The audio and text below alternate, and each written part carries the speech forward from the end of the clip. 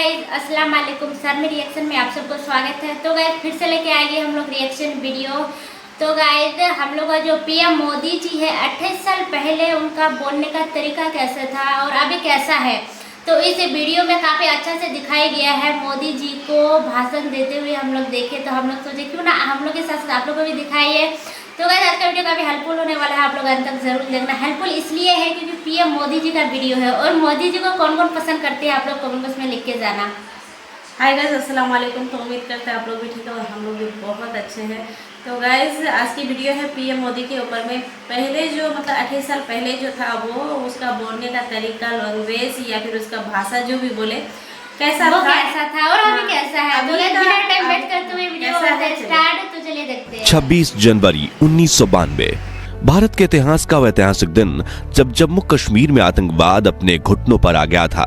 जब आतंकवादियों से जान की धमकी मिलने के बावजूद आज के पीएम मोदी ने श्रीनगर के लाल चौक में तिरंगा फहराया था और जब पाकिस्तान को भारत ने अपनी ताकत की झलक दिखाई थी, उस वक्त नरेंद्र मोदी ने अपने भाषण में ये कहा था, 26 जनवरी को परसों अब चंद घंटे बाकी हैं, लाल चौक में फैसला हो जाएगा किसने अपनी मां का दूध पिया। तो आखिर कैसे ओपोजिशन पार्टी के आम कार्यकर्ता होने के बावजूद उस वक्त नरेंद्र मोदी ने जम्मू कश्मीर में आतंकवाद को मुंहतोड़ जवाब दिया था। उसी साल टेंट में विराजित रामलल्ला के सामने उन्होंने कौन सी प्रतिज्ञा ली थी और जब वो आध्यात्म की तलाश में हिमालय गए थे तब उनके गुरुजी ने उन्हें कौन सा मंत्र दिया था, जानेंगे इस वीडियो में। लेकिन उससे पहले नए दर्शक जल्दी से चैनल को सब्सक्राइब कर दीजिए। दरअसल साल 1992 में जम्मू कश्मीर में आतंकवाद अपने चरम पर था। तभी बीजेपी के वरिष्ठ नेता मुरली मनोहर जोशी ने ऐलान किया कि वो श्रीनगर के लाल चौक पर भारत का तिरंगा फहराएंगे, जिसके लिए कन्याकुमारी से कश्मीर तक एकता यात्रा निकाली गई थी। लेकिन साथियों, आतंकवादियों ने इस रैली में शामिल होने वाले नेताओं को जान की धमकी दी थी। तभी नरेंद्र मोदी ने कश्मीर पहुंचने के ठीक 2 दिन पहले 24 जनवरी के दिन ऐसा भाषण दिया था जो सुनकर आतंकवादियों के पसीने छूट गए थे। उन्होंने कहा था कि हमारी यात्रा ने आतंकवादियों को परेशान कर रखा है। लाल चौक में पोस्टर्स लगाए हैं, दीवारों पर लिखा है, जिन्होंने अपनी मां का दूध पिया है वो श्रीनगर के लाल चौक आए, आकर भारत का तिरंगा झंडा फहराएं। अगर वो जिंदा वापस जाएगा तो आतंकवादी उसे इनाम देंगे। तो आतंकवादियों कान खोलकर सुन लो, 26 जनवरी यानी परसों मैं अभी चंद घंटे बाकी है। अब लाल चौक में ही फैसला होगा कि किसने अपनी मां का दूध पिया है और किसने नहीं। 26 जनवरी के दिन नरेंद्र मोदी मुरली मनोहर जोशी के साथ लाल चौक पर पहुंचे और तिरंगे को पूरी शान से फहराया। 17 मिनट तक चले इस प्रोग्राम में कार्यकर्ताओं को सीना ताने खड़ा देख आतंकवादियों में दहशत फैल गई थी और उन्होंने एक रॉकेट भी दागा था जो लाल चौक से थोड़ी दूरी पर जाकर गिरा था। 5 से 10 फीट की दूरी पर गोलियां भी चलाई गईं, लेकिन देशभक्तों के हौसले के आगे सब कुछ फेल हो गया। ऐसे ही और कई किस्से भी हैं जिसमें पीएम मोदी ने देश के दुश्मनों को खुलेआम चुनौती दे डाली थी। लेकिन साथियों, क्वेश्चन ये है कि नरेंद्र मोदी के दिल में देश के लिए इतना प्यार और सम्मान जागा कैसे? क्यों वो देश के लिए मर मिटने के लिए तैयार हो गए थे? आइए जानते हैं पीएम मोदी के जीवन से जुड़ी कुछ अनसुनी कहानियों के जरिए। नरेंद्र मोदी आजाद भारत में जन्मे देश के पहले प्रधानमंत्री हैं। उनका जन्म 17 सितंबर 1950 के दिन गुजरात के मेहसाणा जिले के वडनगर गांव में एक गरीब परिवार में हुआ। उनकी मां का नाम था हीराबेन मोदी और पिता का नाम दामोदर दास मूलचंद मोदी। नरेंद्र मोदी अपने 6 भाई बहनों में तीसरे नंबर पर थे। वे बताते हैं कि बचपन में उनके पिताजी वडनगर रेलवे स्टेशन पर चाय का एक छोटा सा स्टॉल लगाया करते थे और नरेंद्र इस स्टॉल पर अपने पिताजी की मदद किया करते थे, जहां वो ट्रेन के डब्बों में जाकर चाय बेचा करते थे। उनके बारे में लिखने वाले बताते हैं कि मोदी जी बचपन से ही पढ़ाई में एवरेज स्टूडेंट थे, लेकिन उन्हें स्कूल के नाटकों में हिस्सा लेना काफी पसंद था। भले ही उनकी जेब खाली हो, लेकिन उनका दिल और दिमाग हिम्मत और साहस से भरपूर रहता था। मोदी जी बताते हैं कि उनके स्कूल के पास एक झील हुआ करती थी जिसमें वो अक्सर खेलने जाया करते थे। एक बार उन्हें वहां मगरमच्छ का बच्चा मिला जिसको बहुत बहादुरी से उठाकर वो घर ले आए। लेकिन मां हीराबेन के समझाने पर उन्होंने उसको वापस झील में छोड़ दिया। खेलकूद के अलावा वो इतिहास पढ़ने का बहुत शौक रखते थे, इसलिए वो लाइब्रेरी जाकर कई साल पुराने अखबार और देश के इतिहास से जुड़ी किताबें पढ़ते थे। इसके अलावा वो स्वामी विवेकानंद जी से काफी प्रेरित थे, इसलिए वो उनकी सभी किताबें पढ़ा करते थे। महज 8 साल की उम्र में अपने हिंदी टीचर चंद्रकांत दवे से प्रभावित होकर मोदी आरएसएस में जाने लगे। वहां उनकी मुलाकात एक ऐसे व्यक्ति से हुई जिसके लिए वो झाड़ू लगाने से लेकर कपड़े धोने तक का काम करने लगे। उस व्यक्ति का नाम था लक्ष्मण राव ईमानदार, जिन्हें सभी वकील साहब कहकर बुलाते थे। उनकी मोदी जी पर सबसे अधिक छाप थी। नरेंद्र मोदी को बचपन से ही अच्छे कपड़े पहनने का शौक था। हालांकि वो कभी महंगे कपड़े नहीं खरीदते, लेकिन साफ सुथरा रहना उनकी खूबी थी। उनका स्टाइल बचपन से ही काफी अलग रहा। वो कभी बाल बढ़ाते थे तो कभी बड़ी मूंछ रखते थे, कभी सरदार के गेटअप में आ जाते थे। कोई भी चीज आपको ऐसे नजर नहीं आएगी जिसमें सादगी ना हो। अच्छे तरीके से रहना, गंदे रहना, जूतों का पॉलिश नहीं किया है, कुर्ता ऐसा है, उसका मेरे आदत नहीं, मेरे बचपन से आदत नहीं है। लेकिन मुझे नहीं लगता है कि मैंने कभी कोई महंगी चीज परचेज की है, कभी नहीं। मेरे शरीर पे कोई महंगी चीज नहीं होती है, लेकिन मैं साफ सुथरा, धोया हुआ, प्रेस किया हुआ पहनना। 12 वर्षीय नरेंद्र मोदी के दिल में देशभक्ति तब जाग उठी जब 1962 में भारत और चीन के बीच भयंकर युद्ध छिड़ गया था, जिसमें भारत की हार ने 12 साल के नरेंद्र मोदी को झकझोर कर रख दिया और उन्होंने देश की सेवा करने के लिए सेना में भर्ती होने की ठान ली। मगर पैसों की कमी होने की वजह से वो आर्मी स्कूल तो नहीं जा पाए, लेकिन उन्होंने एनसीसी ज्वाइन कर ली। फिर 1965 में हुई इंडो पाक जंग के दौरान उन्होंने भारतीय सैनिकों की काफी सेवा की थी। दरअसल जब भी वडनगर स्टेशन पर सैनिकों से भरी ट्रेन आती थी तो मोदी जी उन्हें चाय और खाना पहुंचाया करते थे। बचपन से ही स्वामी विवेकानंद को अपनी प्रेरक मानने वाले नरेंद्र मोदी 1967 में अपना पारिवारिक जीवन त्याग कर स्वामी विवेकानंद की दीक्षा लेने दीक्षा मठ जा पहुंचे, लेकिन उन्हें वहां दीक्षा नहीं दी गई क्योंकि रामकृष्ण मिशन का सन्यासी बनने के लिए उनका ग्रेजुएट होना जरूरी था। वो नहीं थे, मगर दुखी होने के बजाय वो आध्यात्म की तलाश में हिमालय जा पहुंचे, जहां उनके साथ कुछ ऐसा हुआ जिसकी बदौलत ही आज मोदी प्रधानमंत्री हैं। कहा जाता है कि हिमालय की घाटियों में नरेंद्र मोदी को एक साधु मिले थे, जिनके शिष्य बनकर उन्होंने तपस्या करना शुरू किया। इसके साथ भगवा वस्त्र और कमंडल लेकर इन्होंने कई राज्यों में यात्रा करना शुरू किया। इसी बीच एक दिन इनके गुरुदेव ने इन्हें बुलाया और कहा कि बालक नरेंद्र, तुम कर क्या रहे हो?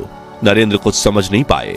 तभी गुरुजी बोले, तुम्हारे पास 2 रास्ते हैं। अगर तुम तपस्या करो और तपस्वी जीवन जियो तो तुम ऋषि बन जाओगे, लेकिन नियति ने तुम्हें दूसरी चीज के लिए चुना है, जिसके लिए तुम इस दुनिया को त्याग कर फिर संसारिक जीवन में आ जाओ, जहां तुम राज ऋषि कहलाओगे। इसलिए वो पहले केदारनाथ, फिर से दिल्ली, राजस्थान और राजकोट से होते हुए वडनगर में वापस आए और कुछ दिन परिवार के साथ रहकर फिर अहमदाबाद आ गए।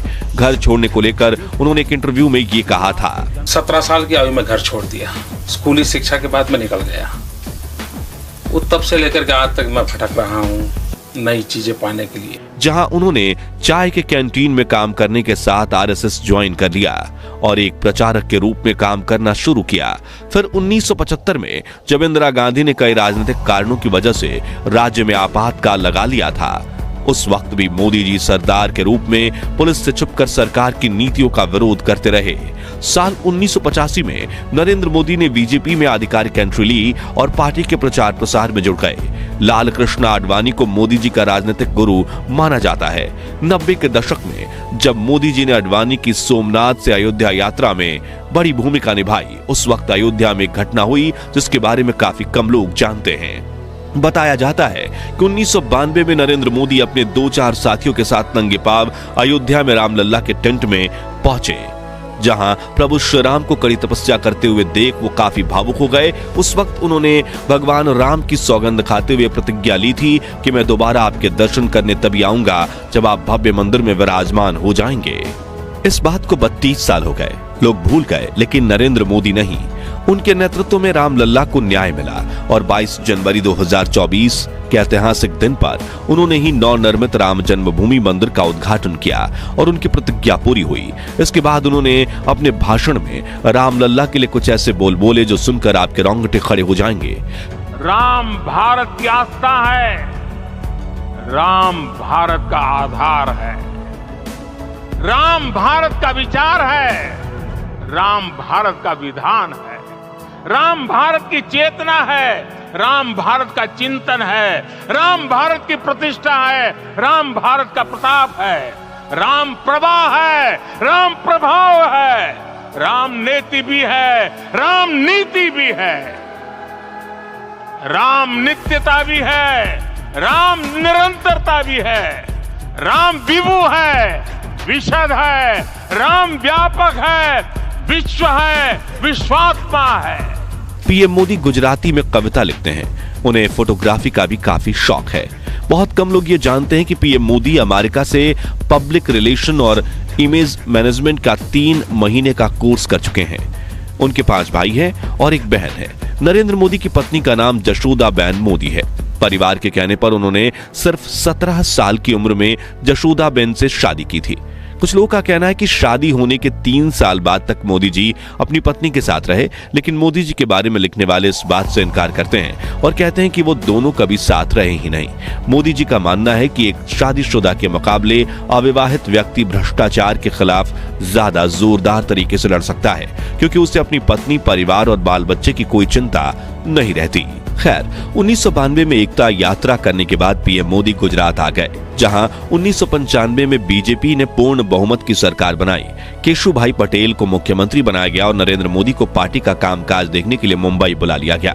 1998 में गुजरात में फिर चुनाव हुए और बीजेपी की सत्ता में वापसी हुई, लेकिन केशुभाई अब काफी बीमार रहने लगे थे। इस बीच 26 जनवरी 2001 को आए भूकंप ने गुजरात को हिलाकर रख दिया था। लोग सरकार से निराश हो चुके थे।